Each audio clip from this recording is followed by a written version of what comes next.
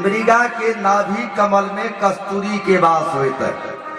जब कस्तूरी परिपक्व होते, बढ़िया सब पाक जाते, तो एक दिन प्रस्फुटित होते, फूट जाए, वो सेंट देने प्रारंभ करे थे। जब मृगा के नाभि कमल के कस्तूरी सेंट देने प्रारंभ करे थे, तो मृगा जंगल के कांद्रा में कूदने शुरू करे थे, जंगल के कांद्रा में दौड़ने प्रारंभ करे थे। कारण मृगा सेंट के तलाश में, गंध के तलाश में, सुबास के तलाश में पहाड़ के कांद्रा में दौड़त रहे थे।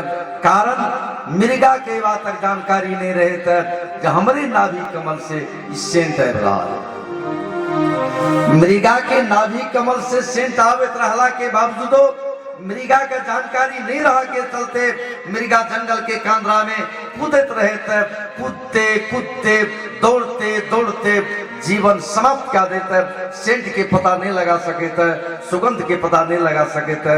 या दशा मानव के, मानव भगवान के तलाश में मठ मंदिर, तीर्थाटन, नदी नाला, वन जंगल, पहाड़ पर्वत दौड़ते दौड़ते जीवन समाप्त कर देते।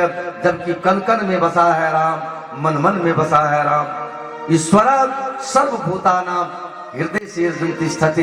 गीता में भगवान कृष्ण अर्जुन से कहा कि भगवान सबके अंतरात्मा में निवास कर रहा है, जाना के अभाव में व्यक्ति पासा पड़ रहा है।